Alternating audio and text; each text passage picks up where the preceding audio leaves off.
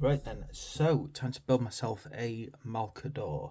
I'm going to start off by building one side of the track. Now for that we need to sprue B and a D.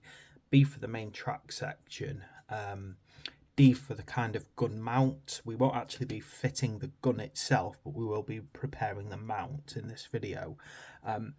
As a point, I don't put tracks on until later on in the painting, so the only thing I won't really be doing is putting the tracks on, but other than that I will be building one side of it. I've plotted out in blue as well to make it a bit quicker and so I can find the parts faster. So to begin with, I need to get myself out a number one.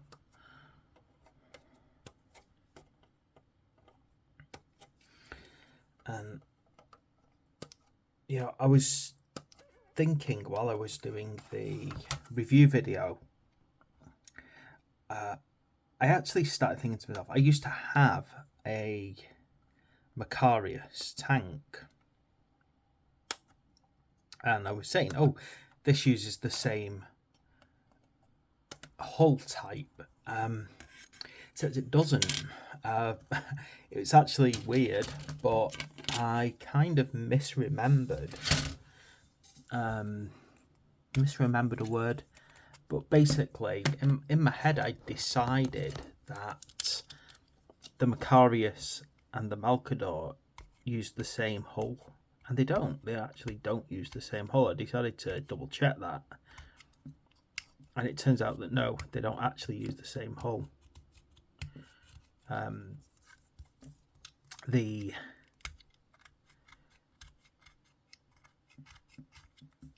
Malcador is a heavy tank,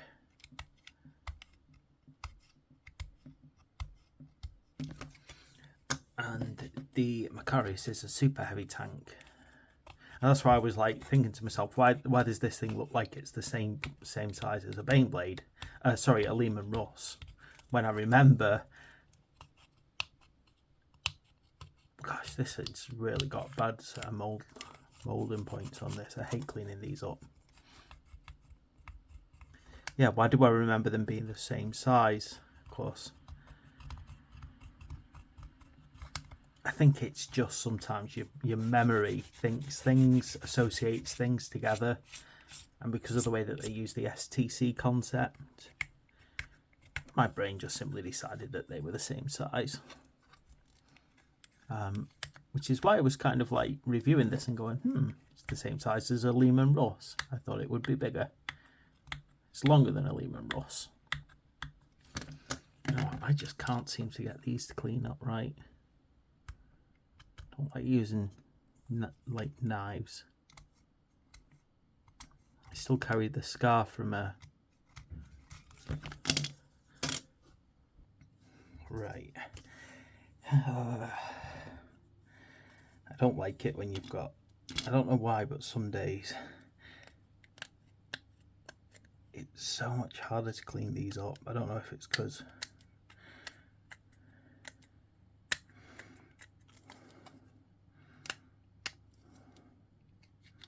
I swear some days they make the tanks out of a stronger plastic, and that's why it's harder to clean them up.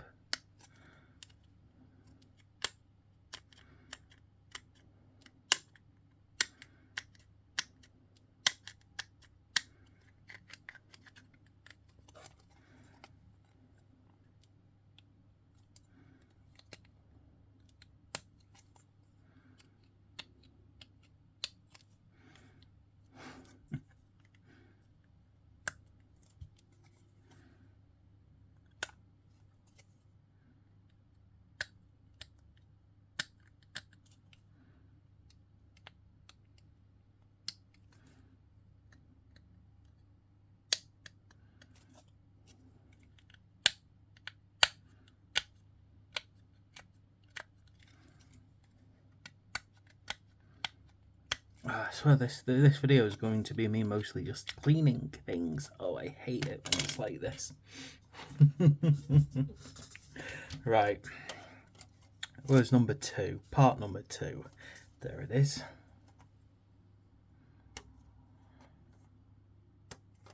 And there's always a slight chance as well that my clippers are a bit worn out and they're cutting jagged at the moment.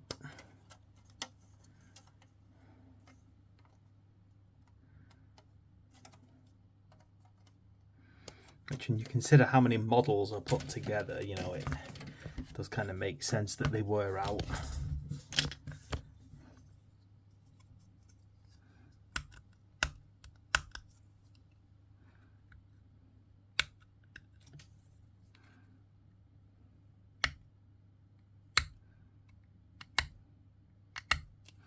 Because I don't just put together the models that you see on camera, I also put together models that I've already had before and that I'm painting up to sell on.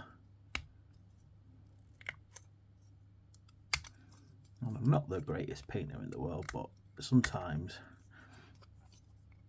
there's some things that I'm not too bad at that I can actually manage somehow to paint up and sell on.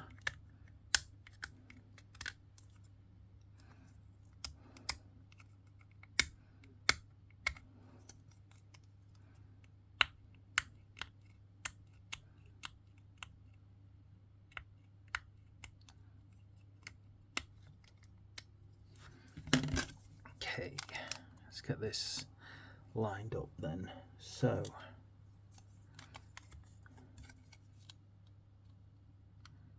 there we go, it hooks over like that, nice and simple. So there's actually a couple of little notches on this side that just kind of naturally secure it, which is a good thing. I actually like the fact that they've made this with nice secure little pegs to lock it in. Sometimes when you're putting tanks together, oh gosh, the pieces can be horrible, they don't line up.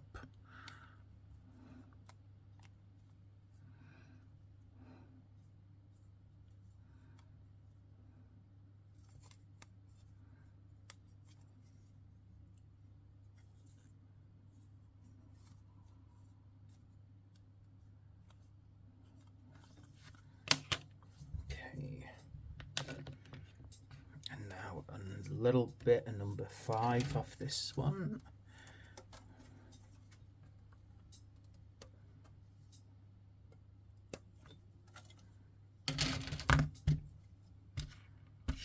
Yeah, I definitely think my clippers are getting worn out. I think I need to they must have got damaged with all the work that I do.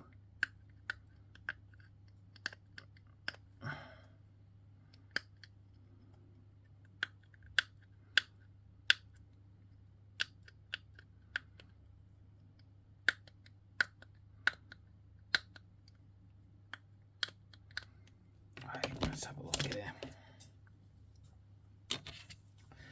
So this positioning on this, so it's for this turret part. Now it looks like it goes like that. So it kind of now which way? Just making sure I'm getting this the right way. So like that.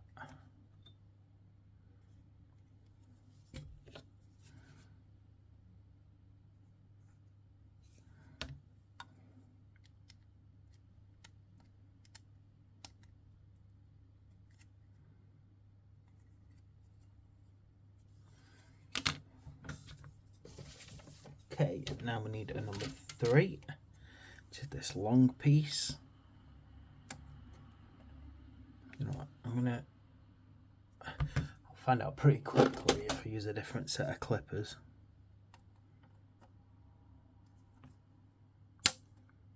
I just don't like these clippers, they're not as strong. But it'll be worth seeing if I end up with, if I clip this out and it's not jagged, I know that my good clippers have worn out.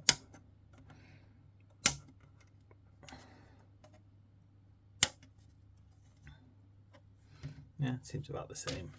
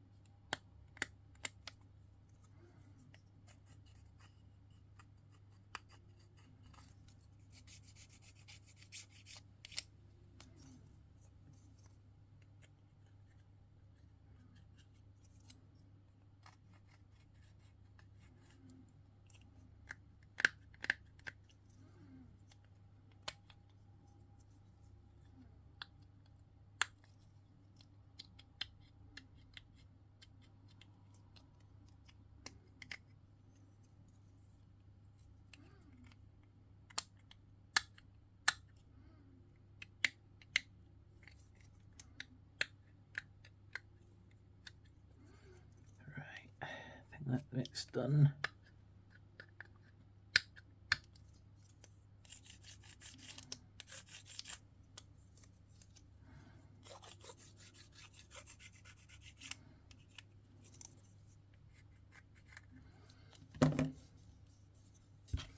Right, now this part is going to go on this side. There we go, it's simple. Yeah. Seems to have some easy to do fits. I've known some vehicles to just be awful in just so many ways. They just don't easily fit together. This one doesn't seem that bad so far.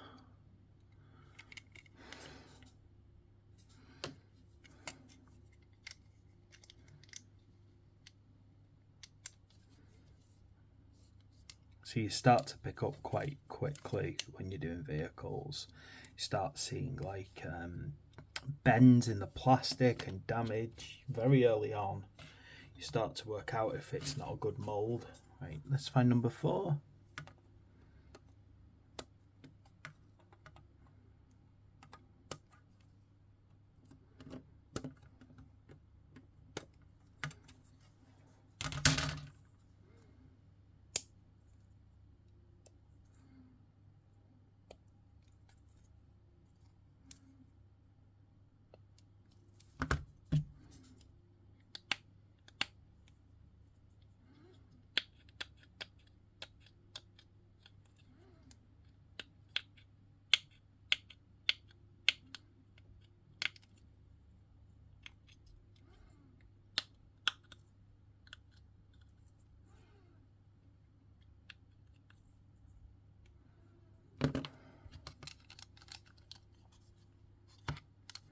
Again, another nice, easy, good fit.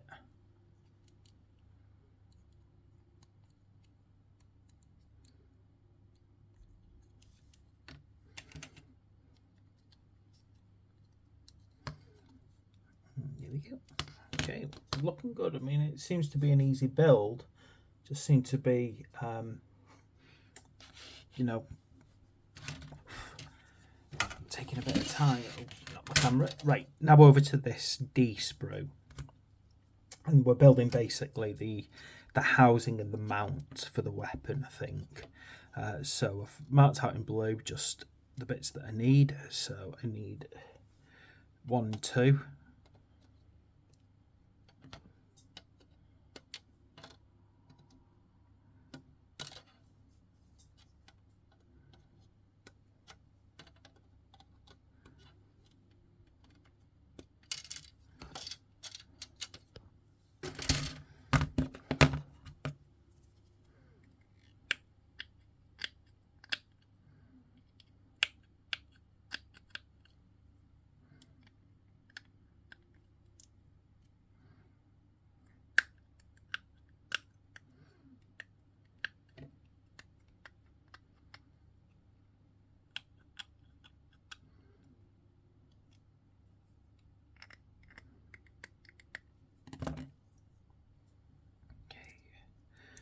Now, with any luck, these should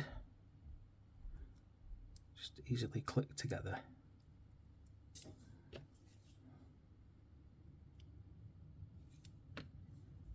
So, and then I need to get out 3 and 4.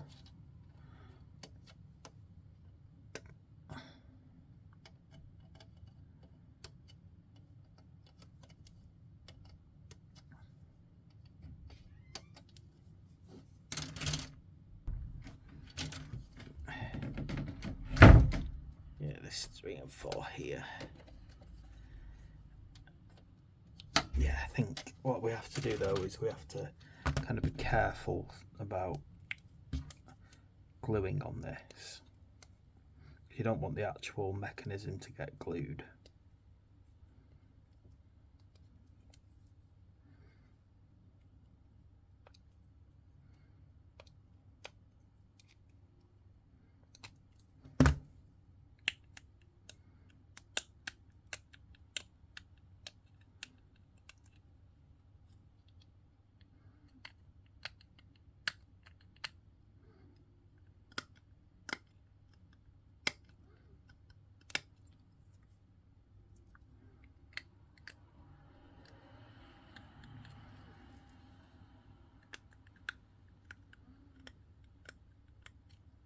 I compared this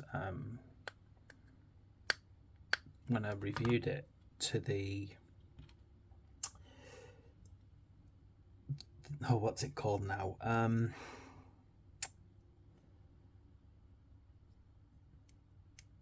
The Leman Russ and the Rogel Dawn from Warhammer 40k.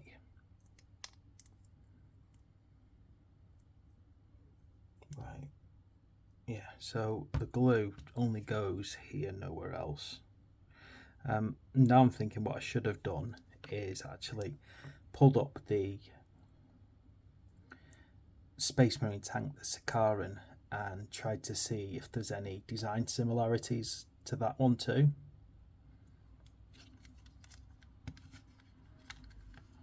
I think that pops on there.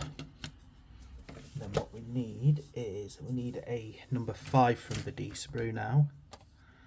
Let's see where I've found that before. I'm sure I pulled that up before. Oh, so many places I've got to look here. There we go, number 5.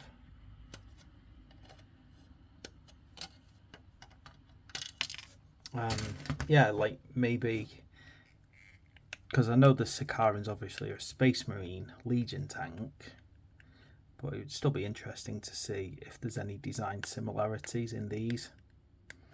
Admittedly, the Sakaran is a very curved tank, but I think when I've built this, I'm going to do a comparison between the types of tanks that I've got. Okay. Again, just got to be careful with this. What you don't want to do is you don't want to actually glue the turret in these parts. You just want to have them rolling free.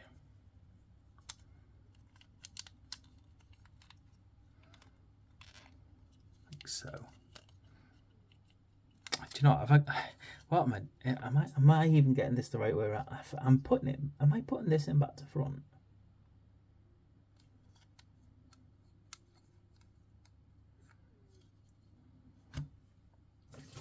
I feel like I'm putting that thing in back to front here.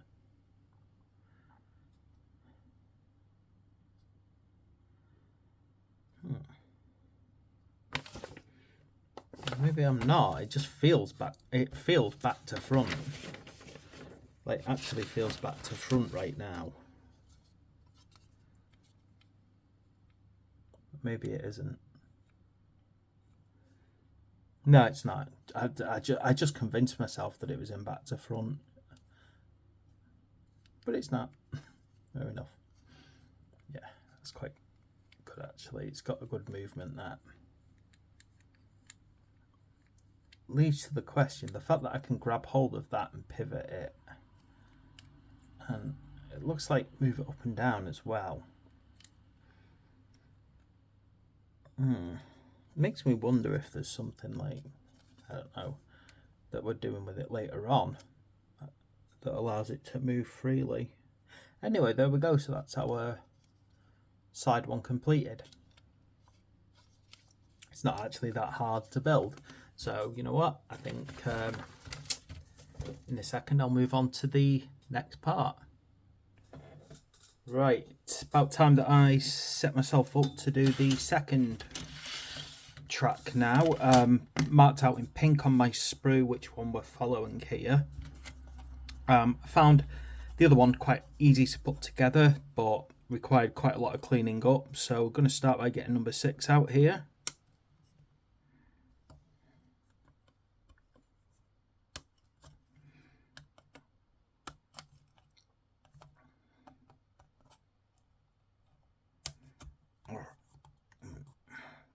Having a particular bad day with my fingers shaking too much today. My hands are off, so hopefully I'll be able to get this done. God, having chronic illness sucks so much. Particularly when you want to be a painter, but you just can't because your hands are terrible. Number 7. I always like to lie to myself and say if my hands weren't so shaky I could be a pro painter, but the truth is I could be an amateur painter at best. Sometimes I'll pull something off and go, wow, that's actually quite good, but for the most part, you know, shaky hands. I don't know. They steal everything away, chronic illnesses.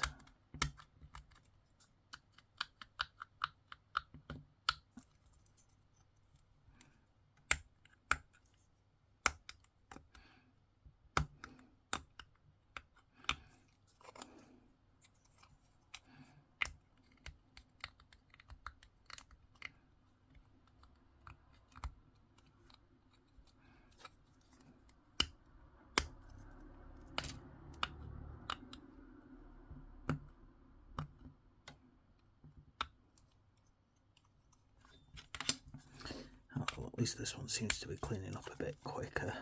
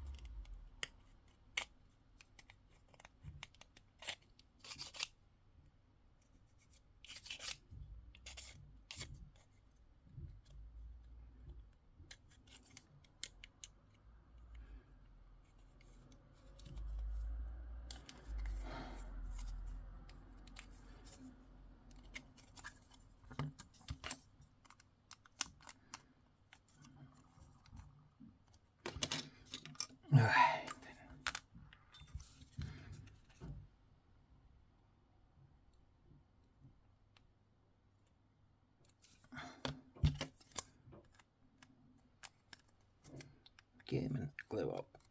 Yeah, you can tell this is a nice kind of quite new sprue because the no bending in it yet. Usually the tanks start to get bends in them after a while. Right, what else have we got here? Number 5.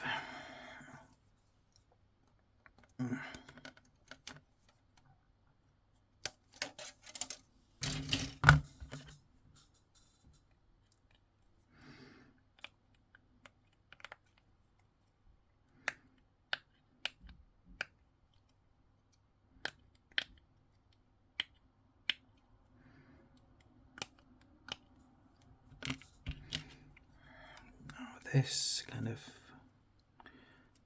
pops under here. This will support the weapon housing later on.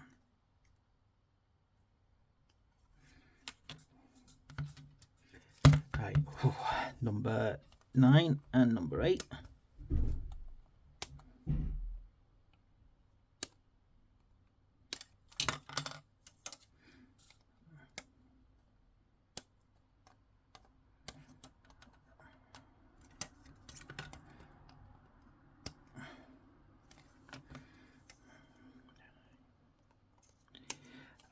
I am really hoping that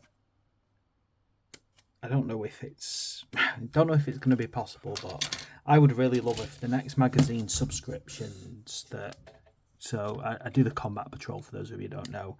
I'm actually hoping that after multiple runs of Warhammer 40k and Age of Sigmar stuff, I would be a very happy man if they did the Heresy series on magazines next. Because I think the range is big enough now to actually justify doing it.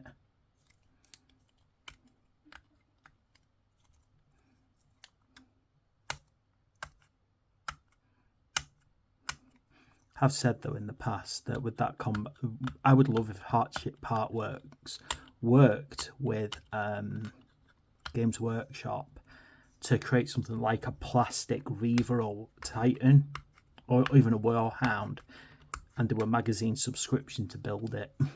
I would just be chuffed to bits to do that. I think that would be like my perfect happiness. But if not, the Horus Heresy series would be great. Every single type of armor mark that's available.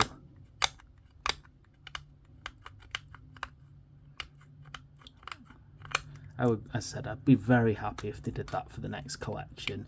So stuff more Warhammer, Age of Sigmar, stuff more 40k stuff, get the specialist games going, or do like the complete Necromunda collection. But again, that's niche, so I can't imagine it's something that they would jump on the chance of. But still, I reckon that would be quite cool. Just do something other than Warhammer for once. Warhammer 40k and things like that.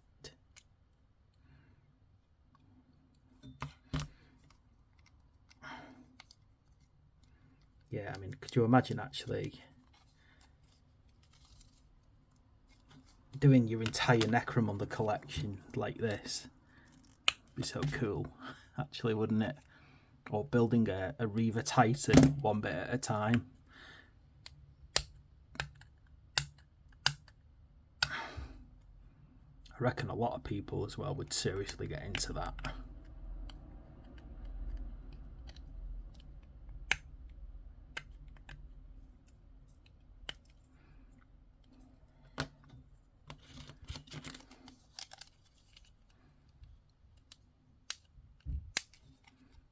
Yep, looking good. Right, so as I said last time, I don't put the tracks together at this point because I find it difficult for painting. So what I need to move on to is the turret housing. So across to the D-sprue, and you need to get 1 and 2 out. Now I've already built one of these, so I'll just kind of go through it quite fast. So you get 1, 2 out.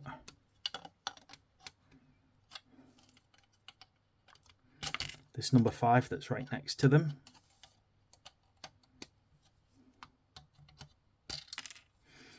A number 4 here.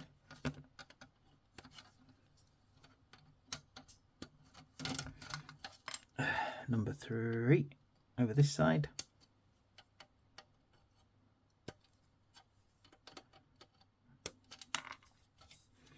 Now we just need to pop them together and then this is done.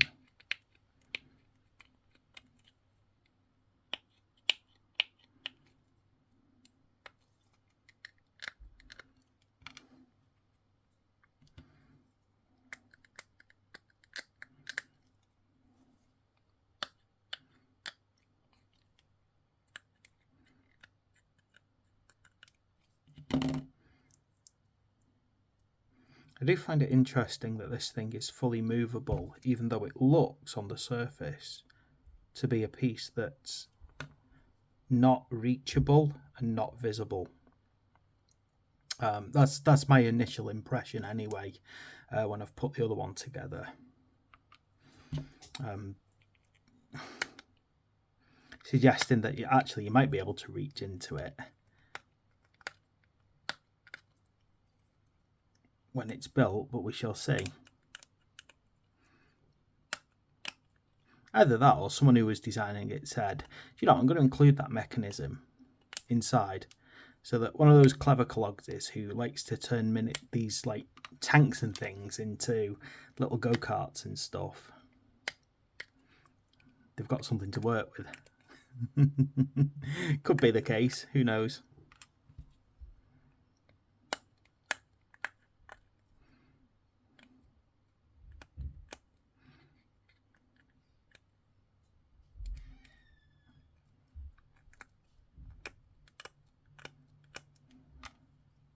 Okay, so same as last time. We don't glue. There we go. Where the actual mechanism is, just here.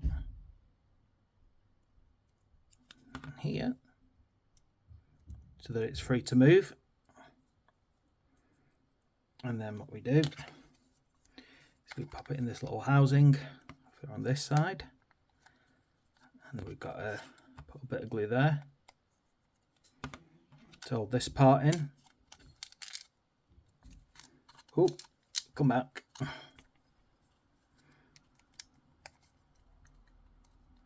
Like so. And there we go. We now have both track sides nice and ready. Time to move on to the hull. Right, okay, starting to do the hull part now, which I've plotted out in yellow. Now, mostly we're going to be on the B sprue, but we will head over to the D sprue for different parts of the hull. I'm kind of wondering why, like, major parts like the front of the hull are over here on this model, and the only thing I can think is potentially another kit uses the main hull. I think it might be one of the transport vehicles. Is it the Gorgon or something like that? But we'll, we'll find that. I'll find that out if I ever get one. Right, let's get moving then on the actual main hull section. So, starting over here, I need to grab 17.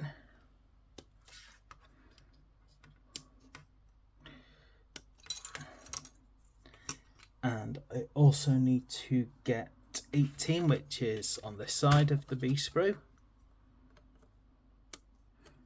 I just love having to swap and change all over the place when you're doing stuff. See, one thing I'll always probably say it on every time I'm doing a video like this with building tanks, Imperium tanks, but I just love the idea of the standard template. It just kind of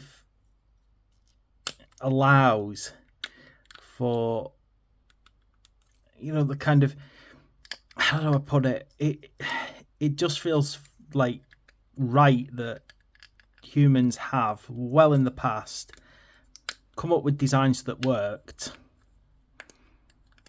and then just took them out into the universe, into the galaxy, as it were. And then, of course, as the Mechanicum have become dogmatic, unable to create anything new, they've started to see the sacred in the mundane. And that attempt to use the same chassis, which no doubt early on from Games Workshop was for simplicity purposes, everything kind of looks the same.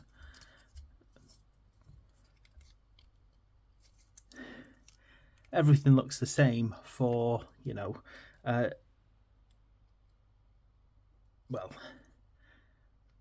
from a company point of view, practicality, but from a universe point of view, also from practicality, as in, hey, these designs worked, and then you've got the, well, okay, but why do they always look the same? Why don't they come up with different designs? After all, two countries now will come up with radically different designs for something. But by the same logic, I mean, a tank is always a tank. They can have quite a lot of variety in their appearance, but tanks tend to have what you might call a generic shape, frequently with the gun on top. on a big set of tracks.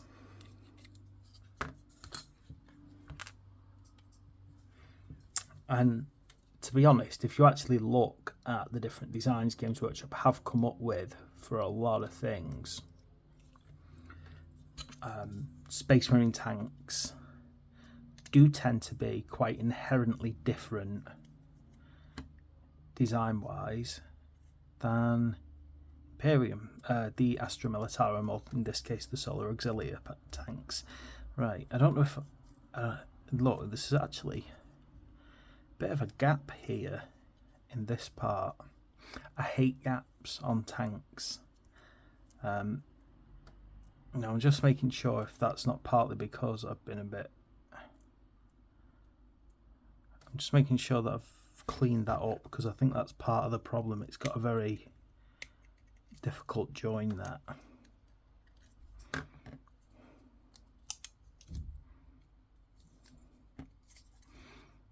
In fact, what I'll do is I'll probably do a video later on about what to do when you get gaps in your tanks like that. There's a really good approach, but I'll go over that in some other point. Okay. Now I need 22 and 23, which are these bits here, these odd looking shapes, kind of somewhat triangular, but found in different bits.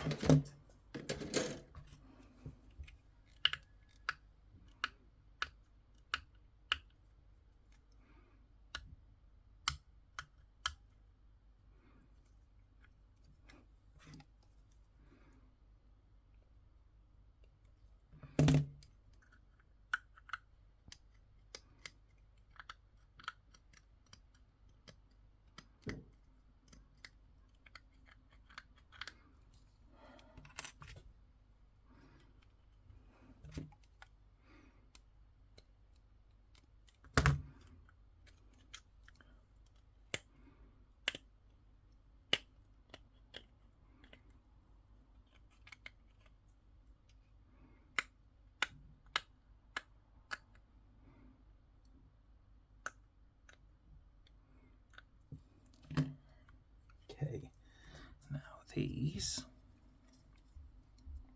let's see how these fit in here. Oh, there we go, that's a nice and simple fit. It's quite a good fit as well, there's no gaps there by the look of it.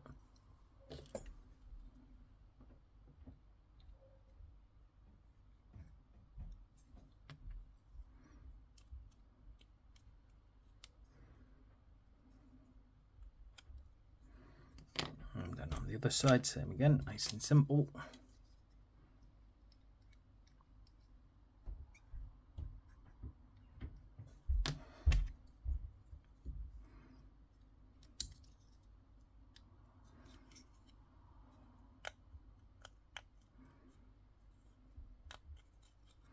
kind of can't wait till they actually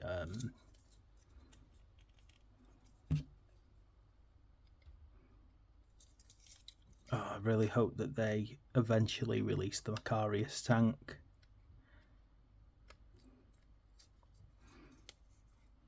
Leads to a thought that, was the Macarius super heavy tank always called the Macarius after Lord Solar Macarius, or was Solar Macarius named by his parents, or took the name in order to honour the tank? Like, did at some point someone turn around and say, you know what, that's a good name for a kid, or later on he said, you know what, I need to give myself a name, like when they renamed the Pope, you know, maybe the Lord Solar Macarius thought, I need a really cool name. That's what I'll name myself after this tank. Or was the tank named after him? So was it named something else prior to that? Because if it turns up during the Horus Heresy and they call it the Macarius, then it's obvious that it was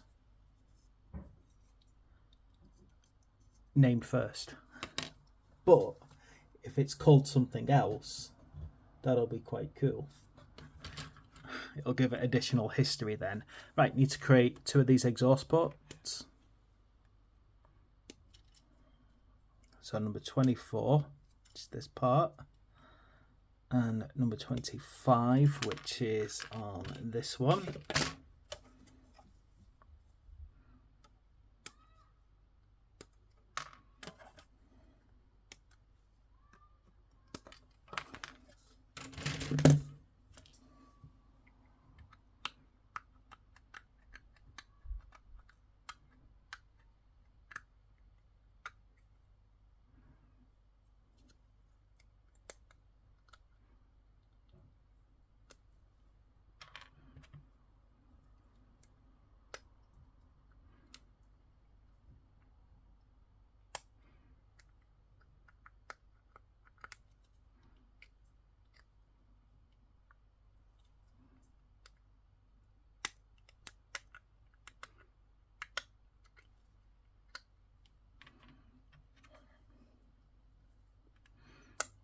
Right, see, in the far future, with all the different technology they have,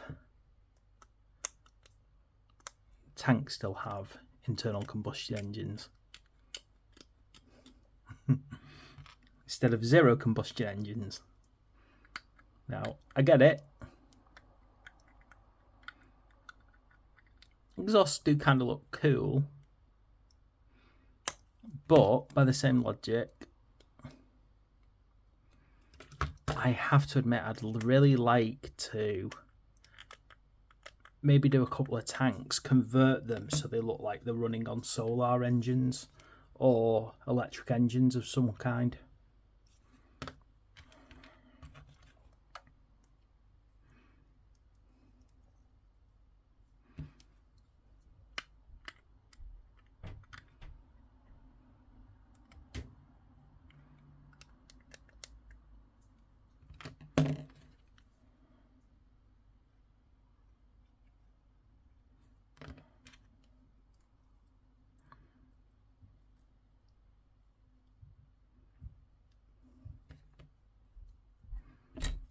Yeah, I actually find that quite an interesting concept. Do you imagine having like a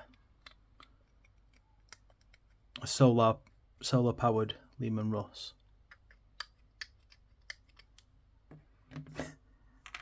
Come on, that would be a cool idea. Don't knock me for being an eco warrior. You know, we only got one planet. Right. Let's have a look here. So these are going to pop on. What I'm not going to do actually is, see, I don't always like gluing exhausts on to begin with. Sometimes I like them separate to make painting easier, and I'm not going to make an exception on that. Okay, let's get myself out B20.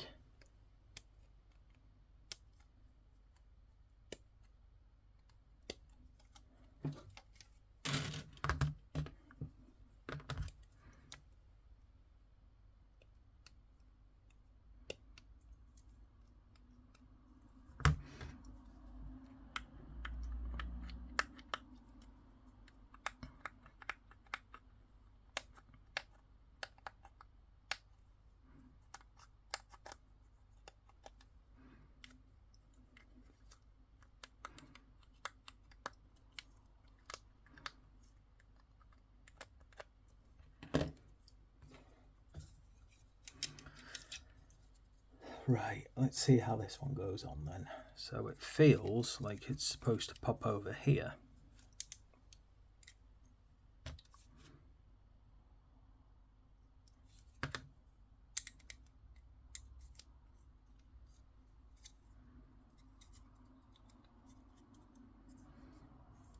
I was actually reading up, because I have a Death Corps army, and I've been debating whether or not to do this as a Death Corps one, or do it as my Necromunda in the 11th. Well, before I start waffling on, let me cut the next part out. I can't stop my camera shaking at the moment, it's annoying me. I don't know, everything just seems unstable. Yeah, number 16. Yeah, whether or not to do it as Death Corps, or whether or not to do it as Necromunda in the 11th. Now, after reading it up, it feels like, although this feels like a Death Corps tank, it does seem that actually it's actually more of a like a Chaos Renegade tank, and that actually these things are frequently found in museums, and then they basically pop them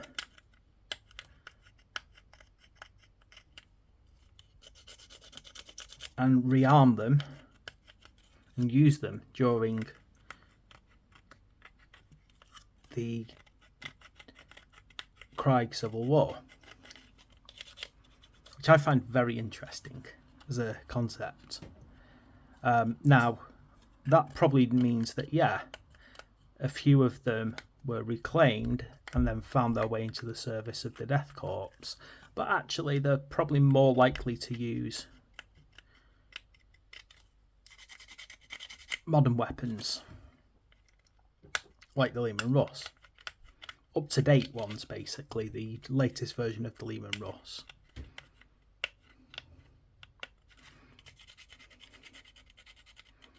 So I found that quite an interesting concept, actually. I was, you know, your head just writes it in as a Death Corps thing because it's frequently shown during that kind of era, that kind of war. So yeah, I was actually quite surprised when I was reading up on it, and they were like, "No, actually, it's a misunderstanding. You will find it in the Renegade, the Chaos Renegades, but actually, the Death Corps will try and use the up-to-date tech, the most up-to-date, despite that." Right, gotta get this in now. Okay. Now, I'm sitting this here, and this seems how it goes in.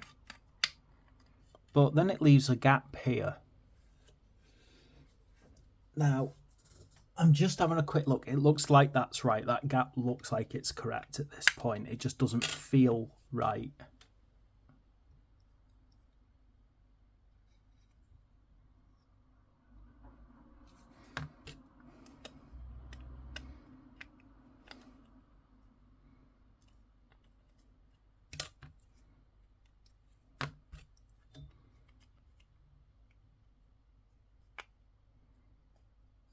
Okay. Now, one of my worries about that is it probably needs to really stay still to settle. Right, while I'm letting that settle, I can move on now to the D-spray, where we start building the actual front. So again, I'm following my yellow on this, and I'm starting out over here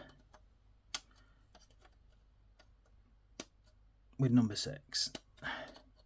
Now, this is where I'm 100% convinced, and you know, I haven't had time to look this up yet, but I'm 100% convinced that there is a second tank that uses this hull. I think it's a transport, and this sprue turns it into a Macarius, and the other hull turns it into something different. Right.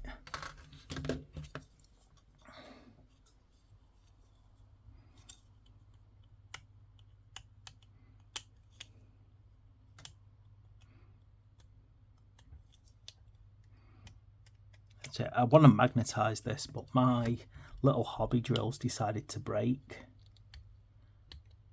and I don't know if I can justify going out and buying another one right now. I mean, I know I can probably pick one up dirt cheap somewhere, as I'm pretty certain if I pop to Aldi I'll get another one. I can't remember how much it cost me in my old hobby drill. But yeah, it's just kind of broke, so magnetizing things isn't as easy if I can't drill.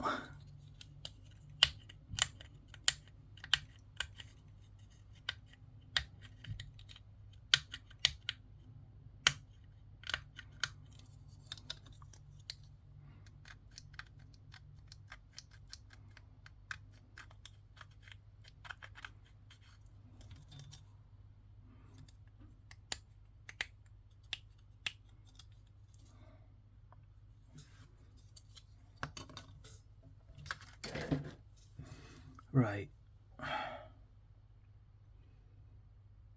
Number 7.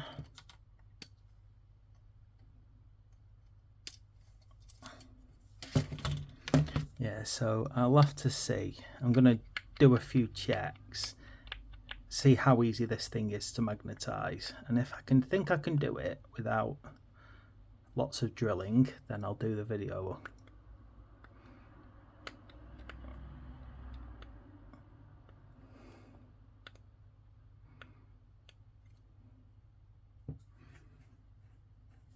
Okay, now this goes under it, so let me get this the right way around. This goes here, like so.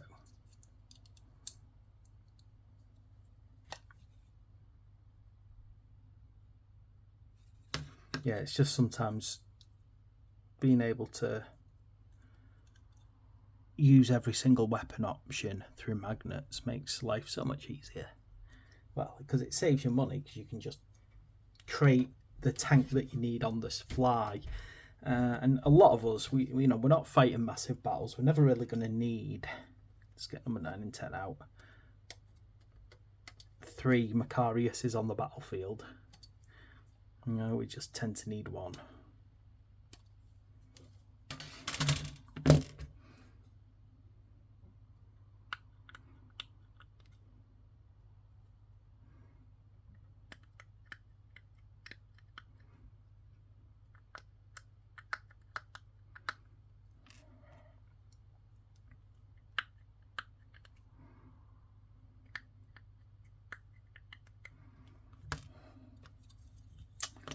Okay, let's get these 2 on as well. The dead symbol will seem to go here and here.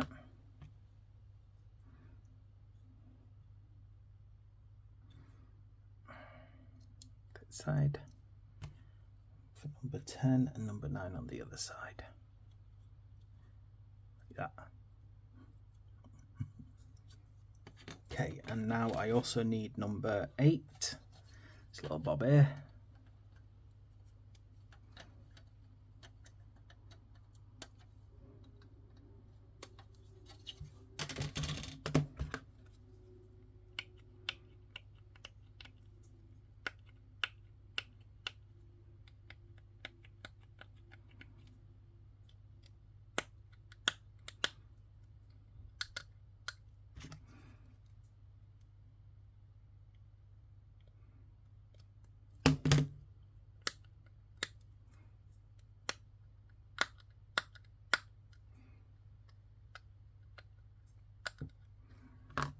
This goes on the front here. See, personally, I would really love to spend a bit of time getting these so I could open them. But unfortunately, it's just a lot of effort for something that's not really going to be visible to most people. Right. Okay, now I need number 12 and number 13, which is these little curved bits. That one, and oh, number 11, not number 13, number 11.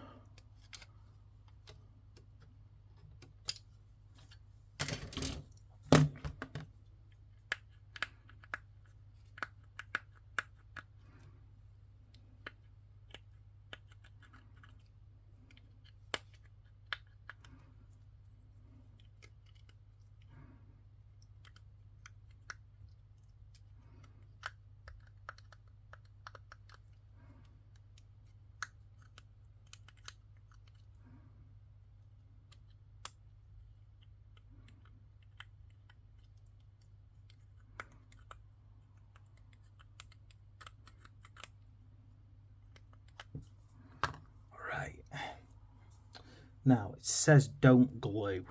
Basically, there seems to be like a big shout out warning saying don't glue. Now, the question about that is, which part doesn't glue? Because it feels like that should flow nice and easily.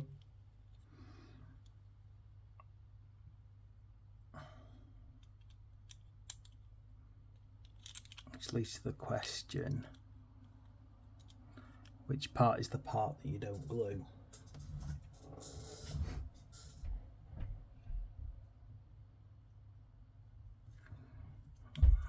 Yeah, because that obviously slides, but this is obviously to hold it in place. Now, it would seem strange to not secure that. Right, okay, yeah. So you do have to glue, but you're just going to make sure that you don't kind of glue it down, so to speak. So you've got to get that into there so that that can move freely, which means we glue basically on the raised point there.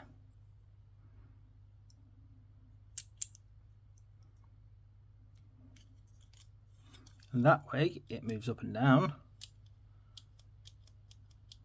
but it doesn't fall out. Right. Okay, we're getting there. Right, I'll just put that to one side, because now what we need to do is we need to get, I think, back across to the B now. And we need to build what looks like, I don't know what the technical term for them is, but basically these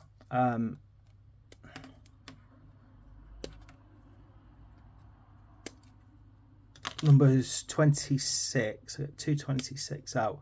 I'm calling them trench rails, and I think the idea is that if the thing's attacking a trench and it's going up a particularly heavy incline or climbing hills or something, it won't tip over, it'll kind of balance itself back again. So that's what these 25, I'm pretty certain that this is what these 25 and 26s are for. They're a kind of anti-tilt mechanism, I'm going to assume. If you know what the technical term is, go ahead and, you know, pop that in the comments.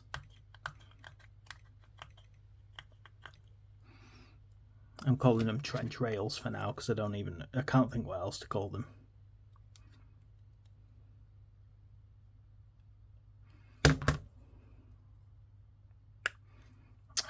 I need to get something. I need my knife, because that just will not come off.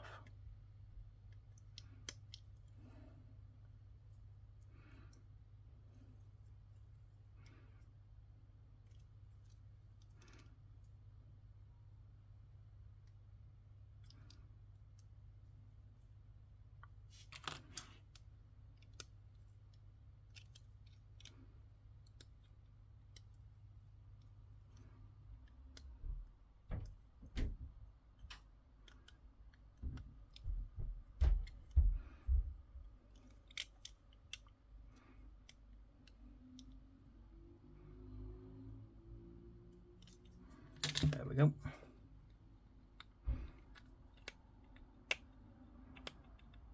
I'm sure someone's watching just to see if I end up slicing my fingers open at this rate. I've got terrible discipline when it comes to using my hobby knife, haven't I?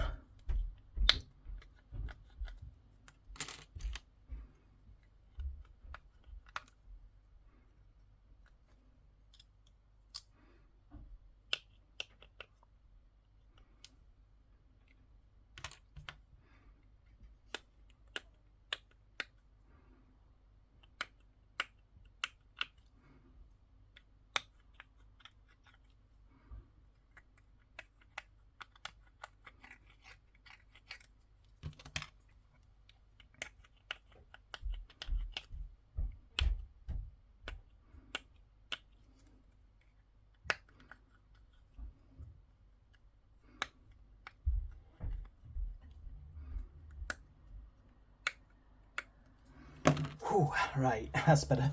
That took a bit more doing than I wanted it to. Right, let's put these little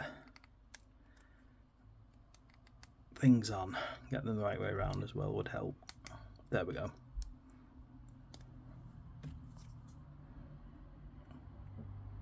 See, I really like these things. I think they look really good on the actual model.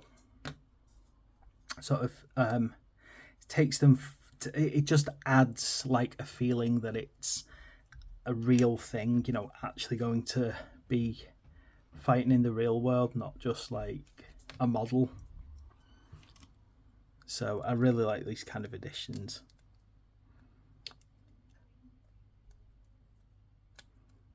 Like so.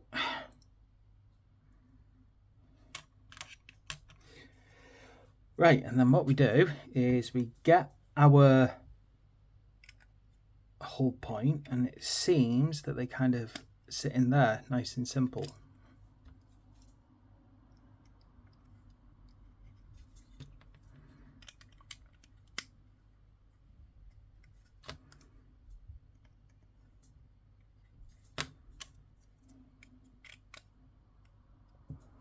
Like that.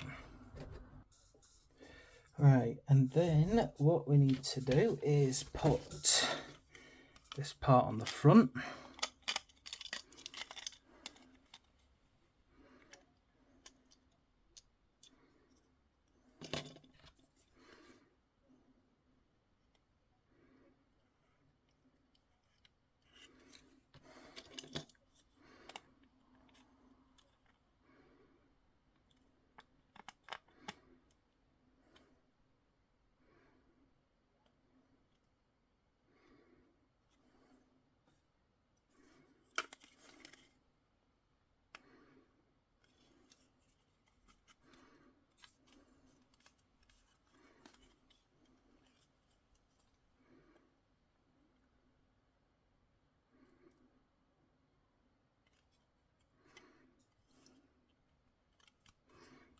There we go. Starting to come together now. Very long. Kind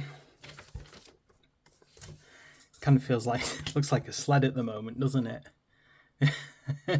Oh my goodness, could you imagine actually, you know, in my head, and I know this might seem crazy, I could actually get one of these and I could have this as the front and turn it into a sled, put big tracks on the back, and this would just be such an awesome orc sled, you know, like, oh, I'm gonna have to do it, aren't I, now that I've put the idea in my head, I'm gonna have to buy another one of these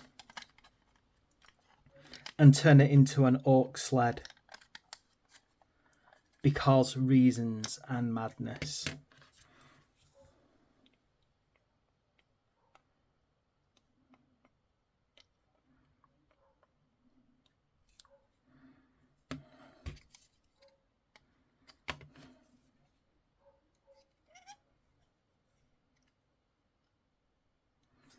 Oh, I've got that idea in my head now and I can't get it out. I want to build one as a sled for my orcs. I'm gonna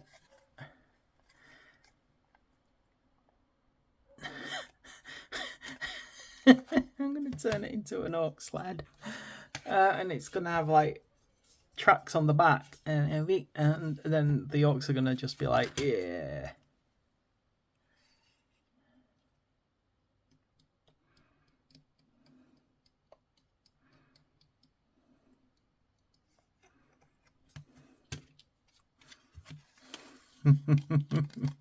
Orc sled. Yeah, I think this will actually. Oh no, why did I put that idea on my head? I don't want to buy one just to turn it into a monstrosity, but how funny would it be just to have one of these as a crazy ass? So remove the tracks from the sides, build some plasticard up around the edges,